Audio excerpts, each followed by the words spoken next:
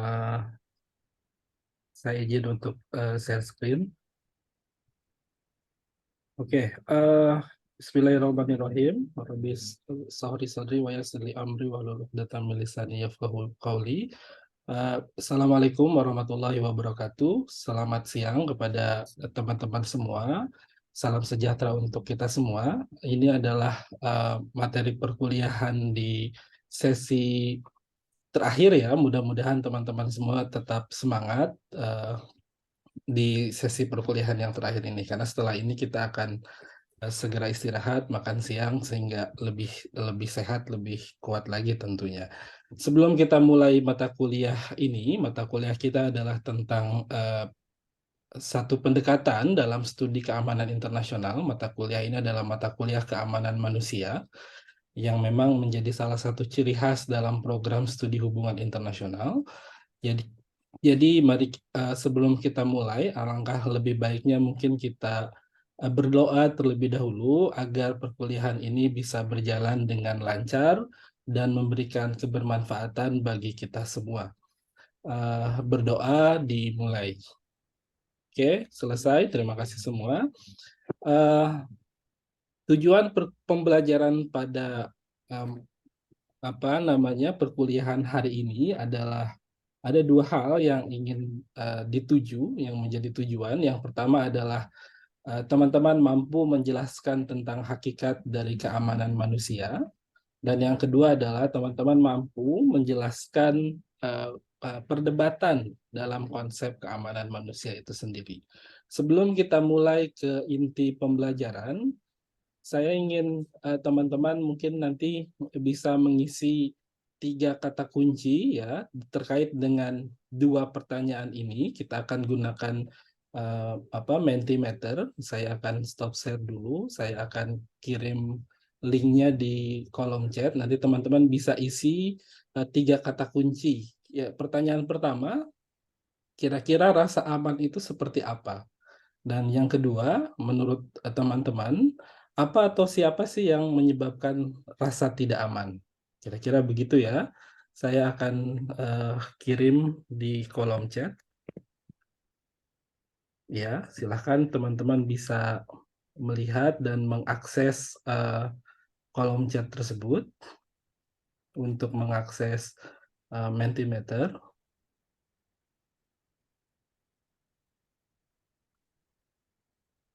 Sebentar, sudah terlihat ya.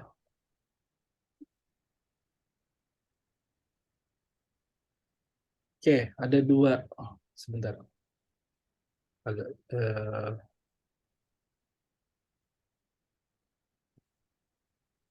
ya, saya share lagi, mohon maaf. Ya, ya, rasa aman itu seperti apa? Ya, menarik. Jawaban dari teman-teman ada yang menjawab asin, pahit, manis, gitu kan, tidak khawatir, bebas dari ancaman, bisa tidur nyenyak, gitu ya, percaya diri. Kira-kira ada yang mau komentar? Tadi misalnya teman-teman jawab apa? Mungkin bisa raise hand. Yang jawab asin. Kenapa asin? Kenapa rasa aman itu rasanya asin gitu ya? Kenapa kira-kira? Silakan. Tadi yang menjawab asin. Siapa tadi kira-kira teman-teman? Saya, Pak. Silakan. Mas Bahar. Kenapa rasa aman itu asin? Eh, karena ini bukan pengertian atau apa ya, tapi berdasarkan rasa. Rasa itu kan ada manis, asin, pahit. Jadi Oke. saya menganalogikan bahwa eh, kenapa rasa aman itu adalah ada asinnya juga, karena eh, semua ini kan seimbang ya, Pak ya. Jadi tetap dalam sesuatu itu harus ada manis, ada asin, ada pahit gitu.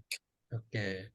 Oke, terima kasih Mas Bahar. Nah, ini ada juga yang menarik nih, tidak bisa tidur nyenyak. Nah, ada jawaban bisa tidur nyenyak. Nah, silahkan teman-teman yang tadi menjawab bisa tidur nyenyak. Jadi aman itu seperti apa ya? Aman itu ya bisa tidur nyenyak, kira-kira gitu ya. Silahkan ada yang mau yang tadi menjawab bisa tidur nyenyak, bisa komentar. Ya, saya Pak. Oh, silahkan, Mas Satrio. Ya, menurut saya rasa aman itu, saya tadi menjawab tiga ya Pak ya. Bisa tidur nyenyak, kemudian bebas, tidak takut berkarya, dan yang terakhir, apa tadi ya saya lupa, percaya diri ya. Ya, Oke. untuk bisa tidur nyenyak itu kalau aman ya jelas ya Pak ya. Kalau misalnya kita tidur, ya jelas. Kalau misalnya tidak merasa aman, pasti kita akan bangun lagi ya, bangun lagi gitu ya. Tidak nyenyak karena Oke. hal-hal tertentu gitu ya. Itu mungkin Pak menurut saya. Oke, terima kasih Mas Satrio. Ya, ya, ini menarik jawaban dari teman-teman terkait dengan rasa aman itu seperti apa. Tapi secara umum kita bisa lihat memang keamanan itu adalah situasi atau kondisi yang memang ketiadaan ancaman. Jadi ada jawaban di sini bebas dari ancaman. Bisa tidur nyenyak, misalnya tidak diganggu, percaya diri adalah salah satu hal yang terjadi karena memang ancaman itu tidak ada. Kalau kita misalnya di jalan, kita akan berkendara dengan sangat nyaman, mungkin kalau misal dalam uh, kondisi jalan yang memang aman. Tapi kalau misalnya kita tahu jalanan itu banyak begal, mungkin kan kita menjadi merasa tidak nyaman, tidak tidak apa namanya khawatir dan lain sebagainya. Oke, terima kasih banyak. Nah, ini yang pertanyaan yang kedua. Silahkan diisi 3 kata kunci lagi. Apa atau mungkin siapa yang menyebabkan rasa tidak aman?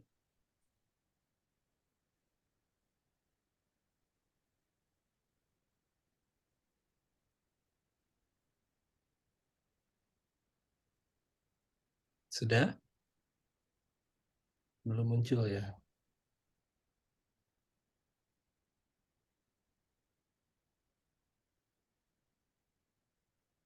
Oke, penjahat. Yang lain, semuanya jawab penjahat ini.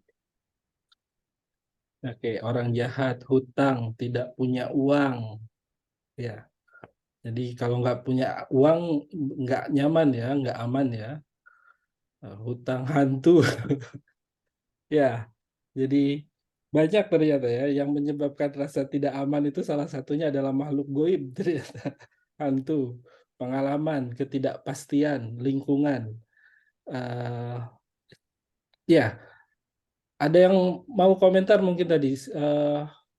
Siapa mungkin ya? Tadi Mas Satrio sudah, Mas Bahar sudah, mungkin dari Mbak-mbaknya, Mbak Fatma mungkin. Tadi jawab apa Mbak isinya kira-kira? Kenapa? Hantu.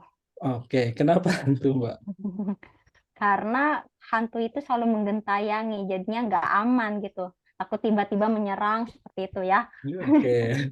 Selain hantu, 2 kata kunci yang lain mungkin tadi. Tadi ngisi hantu doang, Oke, nggak Pak. apa-apa. Oke, terima kasih Mbak Fatma. Mungkin dari Mbak Fitri. Tadi jawab apa Mbak? Iya Pak, saya juga jawab hantu dan penjahat karena itu mengganggu keamanan saya Pak. Takut.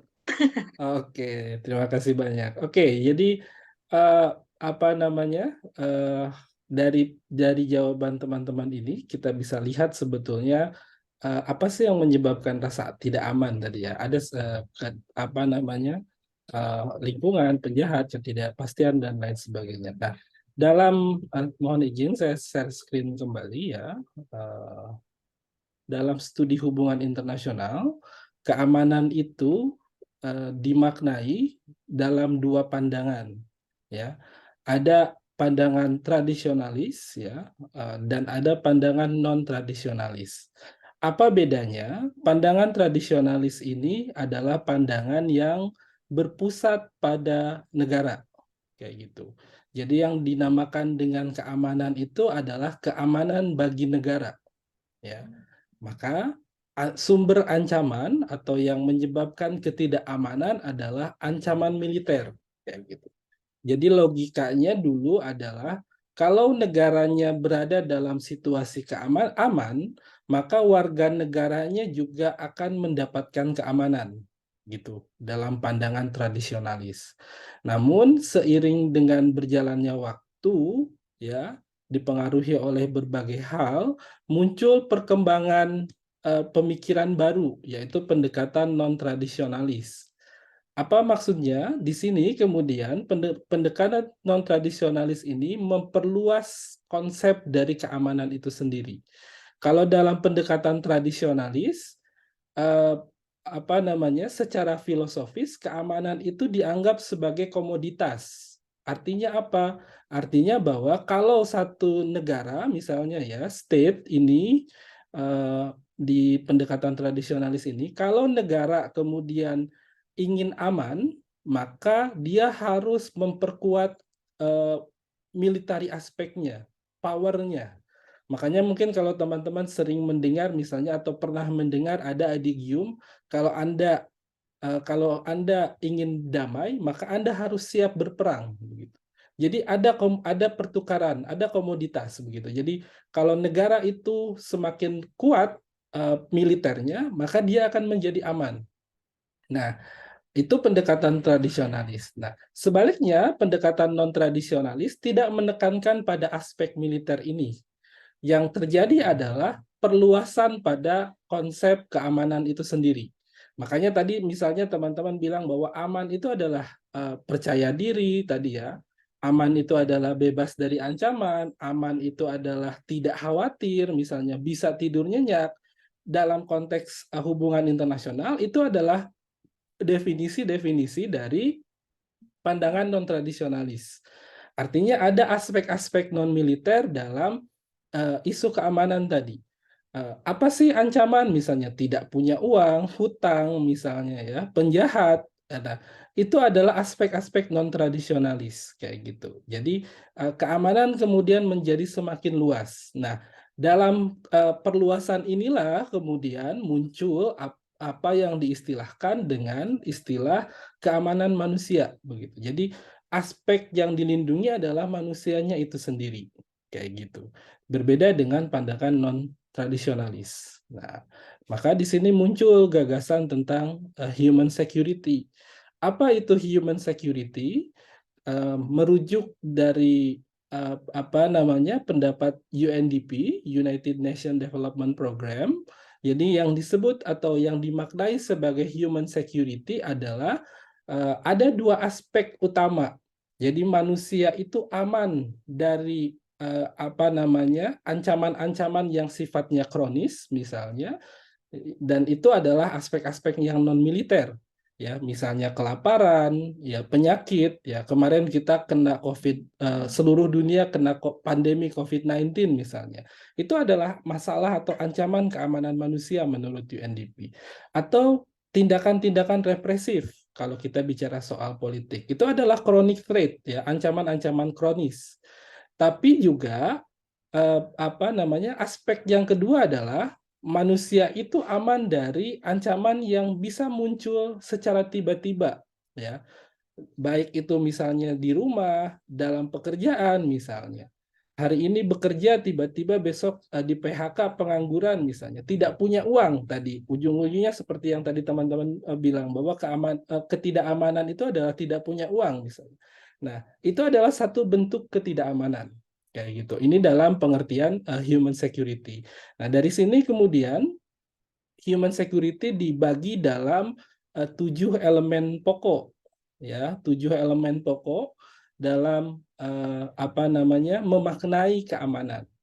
Ya, ada keamanan ekonomi di mana manusia terbebas dari masalah-masalah ekonomi tadi, misalnya manusia kemudian apa namanya tidak menganggur misalnya, atau misalnya apa mendapatkan lapangan pekerjaan dan lain sebagainya. Tidak terjadi inflasi, itu adalah Pak Fadlan, nah ini iya. Mohon maaf, sinyalnya tadi nggak stabil. Saya terlempar dari Zoom. Mohon maaf teman-teman semuanya. Saya lanjutkan ya. Tadi kita bicara soal hakikat dari keamanan manusia tadi ya. Kita sudah sampai di sini bahwa ada keamanan ekonomi, ada keamanan apa namanya pangan begitu ya, keamanan politik ya. Lalu kemudian ada keamanan kesehatan ya, seperti kemarin kita terancam oleh pandemi COVID, itu masuk dalam kategori keamanan kesehatan. Kalau tadi misalnya masalah apa gizi misalnya muncul masalah Misalnya kelangkaan pangan, misalnya itu masuk dalam keamanan pangan di sini, food security, masalah keamanan lingkungan juga, misalnya kayak climate change dan lain sebagainya. Lalu kemudian ada masalah keamanan komunitas, ya, ada keamanan politik dan keamanan personal. Nah, ini adalah hakikat atau makna dari keamanan manusia. Jadi keamanan menjadi lebih meluas dari pendekatan yang awalnya menilai keamanan hanya sebatas pada keamanan manusia, keamanan untuk negara. Nah, sekarang kita akan lihat perdebatan dalam konsep keamanan manusia. Ya, yang pertama ada kelompok yang percaya bahwa keamanan manusia itu harus dimaknai secara luas. Tapi ada juga yang memaknai keamanan manusia itu secara sempit. Apa bedanya? Kita akan lihat dari kasus ini. Saya ingin pendapat dari teman-teman semua. Ya, ini ada dua berita ya yang berbicara soal bencana alam di Indonesia. Ya, ini misalnya di Karawang ya, sempat terkena banjir kemarin ya, bahkan kata Kompas misalnya sudah 5 hari katanya ratusan rumah di Karawang terendam banjir. Dan lalu kemudian dari BNPB di tahun 2021 banyak korban meninggal pasca erupsi Semeru kemarin. Ada sekitar 51 jiwa yang meninggal. Nah, pertanyaannya adalah apakah kedua kasus ini itu adalah masuk dalam kategori ancaman terhadap keamanan manusia. Saya ingin pendapat dari teman-teman semua, mungkin ada yang ingin menyampaikan opininya, apakah ini masuk dalam kategori ancaman terhadap keamanan manusia atau bukan? Silahkan, ada yang mau komentar? Bisa open mic atau raise hand misalnya.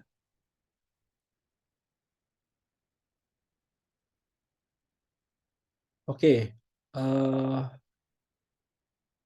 Mas Bima mungkin ya, Mas Bisma, silahkan mungkin mau komentar. Kira-kira termasuk termasuk tidak? ancaman, Pak. Kenapa? Karena Kalau itu sudah sampai ada yang menyebabkan korban jiwa, kan berarti ada manusia yang nyawanya hilang di situ. Oke, sudah masuk dalam kategori terancam ya, sudah masuk dalam kategori ancaman terhadap keamanan manusia. Oke, terima kasih Mas Bisma. Yang lain ya, kita akan lihat. Kita akan lebih dalami ini dari pertanyaan ini. Kita akan masuk pada sesi tugas kelompok atau diskusi kelompok ya. Saya akan bagi teman-teman dalam 3 kelompok, dalam 2 kelompok besar ya. Izin Pak, waktunya sudah habis. Oke, terima kasih. Baik kalau begitu. Jadi ini menjadi tugas teman-teman bahwa kelompok ini kemudian akan dibagi jadi 2 kelompok. Tugasnya adalah menganalisis pidato kenegaraan dari mantan Perdana Menteri Jepang dan Kanada. Kira-kira apa perbedaannya dari perbedaan argumen dari kedua pemimpin ini. Nah, ini dikumpulkan nanti di Google Classroom pekan depan, nanti kita diskusikan lebih lanjut. Terima kasih banyak karena keterbatasan waktu. Saya akhiri dengan kafaratul majelis. Subhanakallah wa bihamdika asyhadu alla ilaha anta wa astaghfiruka wa atubu ilaik. Billahi taufiq wal hidayah. Wassalamualaikum warahmatullahi wabarakatuh. Waalaikumsalam warahmatullahi wabarakatuh. Baik, terima kasih Pak Fadlan. Langsung saja saya serahkan kepada Prof. Jo. Silakan Prof. Baik Bu Sonia, ini terakhir ya. Iya Pak. Pak Fadlan Pak. Fadlan. Ya. Fadlan minallah. Punya keutamaan. Ya. Amin. Sudah membicarakan topik keamanan manusia, kekat dan perdebatan konsep keamanan. Tadi dijelaskan ada keamanan tradisional, non-tradisional. Betul Pak. Kalau yang tradisional itu lebih ke military ya. Betul. Kenapa? Karena akan terjadi pertumpahan darah itu. Iya, betul Pak. Karena kalau secara konseptual karena saya di program studi hubungan internasional ya, jadi program studi hubungan internasional itu secara secara keilmuan itu lahir untuk menjawab sebetulnya bagaimana caranya mencegah perang, begitu Pak. Jadi core atau inti kajian utama dalam HI itu adalah tentang masalah keamanan kayak gitu. Nah, keamanan itu di zaman dulu karena bicara soal Perang Dunia Pertama, Perang Dunia Kedua ya, mereka melihat bahwa yang harus dilindungi itu adalah negara, begitu Pak. Nah, Ya. dilindungi dari apa? Dari ancaman perang, kira-kira begitu Pak. Kalau yang non tradisional itu termasuk modern, ya Iya, misalnya tanpa military betul, aspek gitu. betul Pak. Ya. Jadi Mungkin ini perjanjian kesepakatan ya, misalnya kerjasama bilateral, multilateral itu termasuk keamanan non tradisional. iya, jadi keamanan non tradisional itu muncul setelah Perang Dingin sebetulnya Pak. Jadi saat Oh gitu. perang antar negara Perjanjian. itu sudah banyak tidak muncul ya kan, kemudian muncullah banyak hal yang menjadi ancaman ternyata di luar aspek militer, karena selama ini fokus dari HI itu ya aspek militer aja. Nah, di Ya. luar itu ternyata banyak masalah. Nah, maka muncullah Ya. gagasan keamanan manusia ini. Ya. Kalau seperti Israel, Palestina itu kan tradisional jadinya, tapi alat-alatnya modern gitu. Ya, ya betul. Jadi memang Iya. meskipun muncul konsep keamanan non tradisional, keamanan tradisional tetap berlaku, tetap eksis sampai sekarang. Bahkan kalau kita bicara sekarang, misalnya yang lagi rame konflik Rusia Ukraina itu kan masuk konflik antar negara ya Pak ya, masuk Iya. dalam keamanan non tradisional. Oke. Ya, kita sudah mati bersama bersama teman-teman. Pak Fadlan sudah menyampaikan penampilan micro teachingnya, sehingga jelas ya bertambah ilmu kita. Jadi ini kan multidisiplin ada di sini, dan semua kita berbagi sharing dalam keilmuan, juga saling mengamati kelebihan kekurangan dari teman-teman, tapi banyaklah kelebihan saya lihat ya, karena ini pembelajaran yang sifatnya micro teaching. Tadi dimulai dengan pendahuluan, sapa, doa, dan seterusnya, menyampaikan tujuan pembelajaran. Kemudian di intinya sudah jelas, ada beberapa konsep tentang keamanan.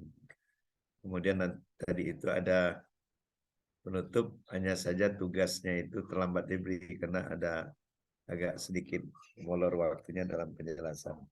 Tapi tidak apa-apa, itu sudah disampaikan. Barangkali gitu Bu Sonia ya. Bu Sonia juga ada kepentingan lain sebagai host kita. Mungkin saya selaku tim instruktur yang memberikan penilaian, saya pikir insya Allah bagus semua ini ya, standarisasinya sudah jelas dari penampilan Bapak Ibu sekalian. Mohon maaf ya, mungkin ini kita terakhir berhadapan, tapi mungkin Anda punya grup masing-masing angkatan, ini juga perlu komunikasi antar Bapak Ibu, antar angkatan gitu ya. Kalau semua angkatan mungkin nggak mungkin gitu kan, tapi per angkatan itu ada tali silaturahim yang barangkali nanti pada saat Bapak Ibu saling sharing pengetahuan, kemudian lecture mobility, membawa student mobility, itu bisa antar perguruan tinggi ya dengan pihak-pihak lain. Ini kebetulan Unsika semua. Itu saja Bu Sonia, mohon maaf atas segala kealfaan dan khilafan. Pada Allah saya mengucapkan astagfirullahaladzim, pada Bapak Ibu sekalian mohon maaf. Wallahu muwaffiq ila aqwamit thoriq. Assalamualaikum warahmatullahi wabarakatuh. Waalaikumsalam warahmatullahi wabarakatuh. Mau Terima screenshot kasih. dulu foto? Terima kasih. Ini kita foto bersama dulu ini, Prof, sebelum terakhir ini. Silakan. Iya. Saya stop dulu mungkin ya Bu ya. Iya, silakan Recording. di stop tadinya. Ya, mohon maaf.